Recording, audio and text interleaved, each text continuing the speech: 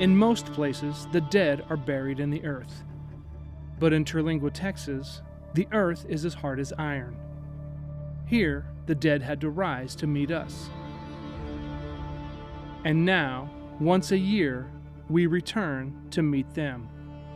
The cemetery is unique in that everything's so rocky here. They found out you didn't dig too far before you hit solid rock, so they started building the graves up on top of the ground rather than below. So there's these tombs, I guess you'd call them, made out of rough scrambled stones, flagstone and what have you, that they found in the area. Today, thousands of people come here to take photos. They see a quirky landmark. They see a beautiful sunset. But they are standing on the wreckage of a geological war, and they are wandering through a history of struggle that broke backs, and lungs, and hearts. History isn't just history. It isn't just in the past. It's very much part of our daily lives, and not linear. It's more of a stream that you never know what's going to impact. This isn't a story about a ghost town. It's the story about a legacy that refused to be buried. And if you listen closely, you will find that the past is still speaking. It is filled with the voices of those who built it.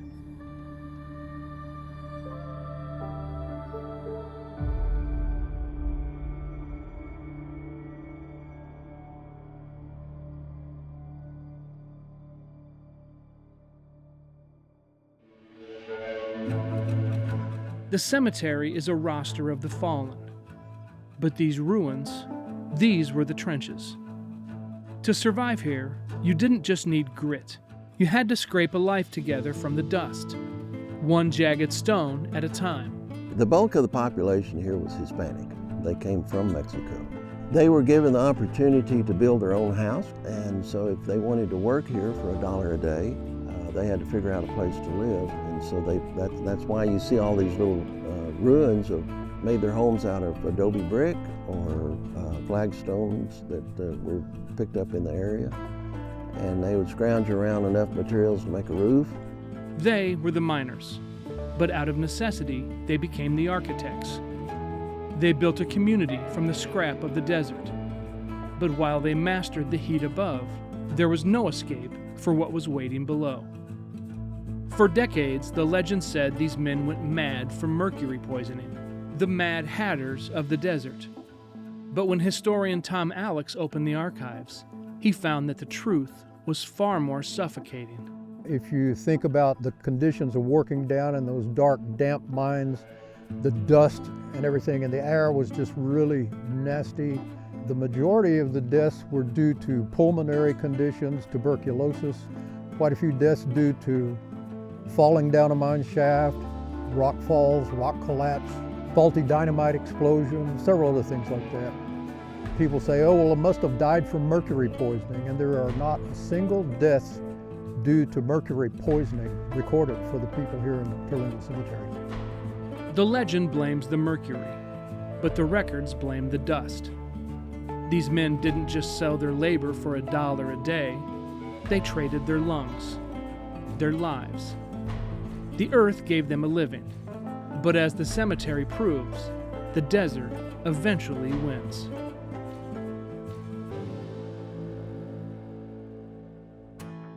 Be sure to hit like, subscribe, and tap that notification bell so you can join us for every Wild Yeti Films adventure. And if you have any Big Ben photos or stories you want to share, send them to info@wildyetifilms.com. Now, back to the show.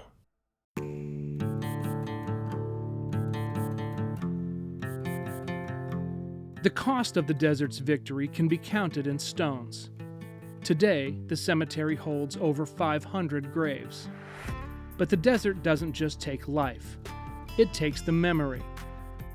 The wooden crosses have rotted. The painted names have faded. After my recording, at that time there were 529 graves and or monuments in Terlingua Cemetery. Because unfortunately, out of that 530 odd graves, only 98 of them do we actually know who's buried in a particular grave. The old timers, most of those folks have passed away by now. and there's no way to recover that information, and that's the real travesty. More than 400 souls have been erased by the wind, but the wind couldn't take everything. Even without names, the stones still speak. There are about 4 or 5 graves there that have these little concrete markers on them that are about this big. Some of them are kind of pinkish colored and some are kind of bluish, grayish colored. For years, these colored stones were a mystery, until Tom spoke to an elder who remembered an uncle, a miner broken by the work, who found a new way to serve his community when tragedy struck its youngest members. When he couldn't work in the mines anymore, whenever children would die, he would go over and he would make the crosses for their graves. He didn't have money for marble, so he used the only resource Terlingua had, the mine itself. The waste rock that's dumped out on those big tailings piles are kind of this blue-gray color. The ore that was processed came out and it oxidized to this reddish or pinkish color. So he gathered up some of that waste material out of those tailings and made the crosses out of those, the pink ones for girls and the blue ones for boys. He took the very rock that broke the fathers and used it to honor the children.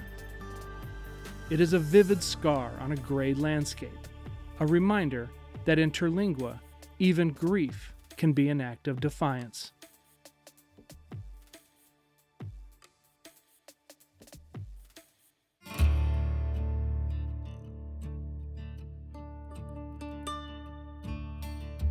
The colored crosses speak for the forgotten, but Terry Elizalde came here on a mission of remembrance. She came to find and honor a specific name. For her, the cemetery wasn't a dead end. It was a puzzle waiting to be solved, and the first clue didn't come from a history book. It came from a thrift store bin and a map. One day I was at the Goodwill, and I seen a National Geographic book, and it said Big Bend. And I got it, and I pulled it out and it had a huge map. If I put the map in front of her, and I said, "Grandma, where is this?" And she sat there, and she looked at it, and she looked at me, she says, "That's Big Bend." And I was like, she knows. I said, "It's true." Terry drove 1,000 miles, from California to Alpine, Texas, chasing a ghost named Federico Villalba. She arrived at the archives of the Big Bend, looking for the titan her grandmother described. But the files were empty.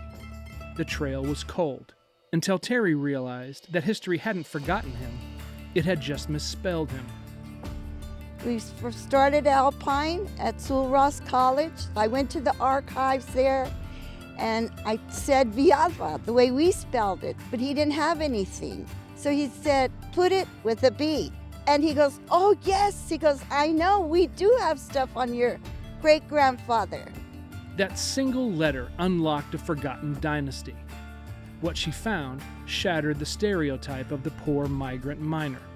Federico Villalba wasn't just a laborer, he was a titan. The guy brought out a box. And the first thing that came out of that box was a letter from my grandmother. And it was just amazing, you know. And so then the guy at the library said, "Oh yes," he goes, "Your grandpa, he owned a lot of land." And he took out this huge map of Big Bend. And he said, "Your grandpa owned all this land. He owned 15 sections of land." Federico was the first Mexican-American rancher in the county, a pioneer who owned a kingdom of 15 sections of land. But in the early 1900s, land like that was dangerous to hold.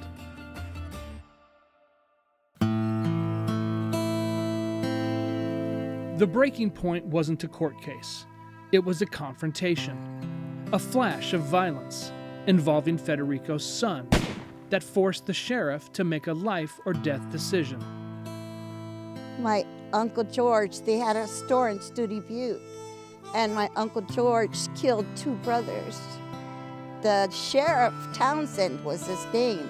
He got my uncle and he put him in jail so that they wouldn't hang him, because the Mexican killing 2 young white boys at that time, he saved my uncle. He put him in jail so they wouldn't hang him. The sheriff may have saved his son's life from a lynch mob, but the legal battle cost Federico his empire. My Uncle George, my great Uncle George, he was acquitted. But my grandfather lost all his land, a lot of his land. He had to save his son. So they kept taking more and taking more. And I guess, you know, in those days, kind of took advantage because he did have a lot. He did have a lot of land, so. It was a devastating trade, a life for a legacy. The cost was absolute. Through tragedy and injustice, the land was stripped away. The wealth vanished, and the name was nearly erased.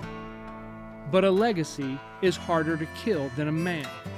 Terry spent years piecing the story back together, ensuring that Federico's name was carved back into the history of Terlingua.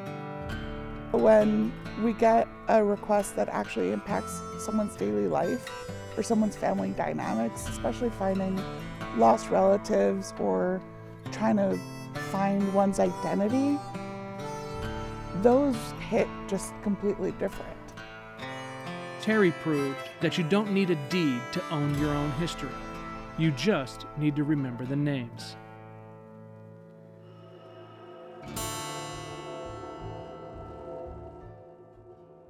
For 364 days, the desert lays siege to this hill.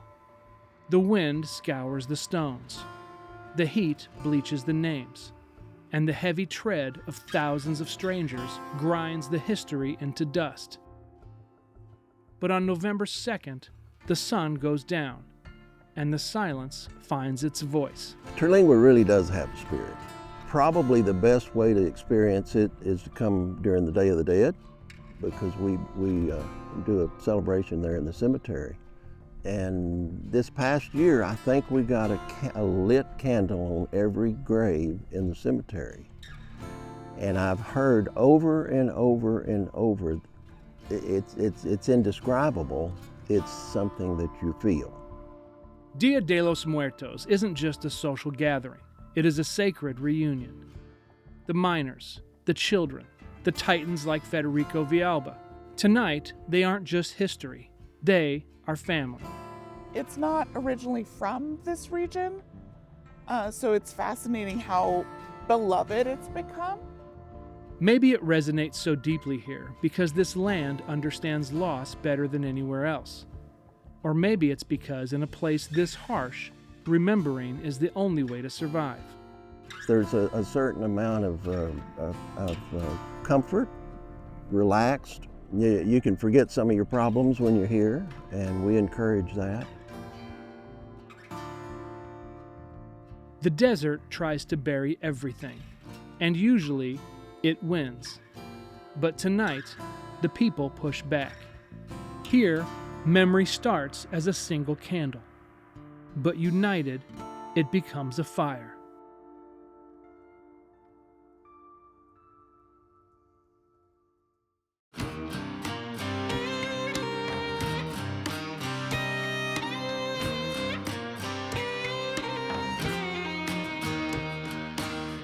The sun rises, the fire turns to ash, and the silence returns.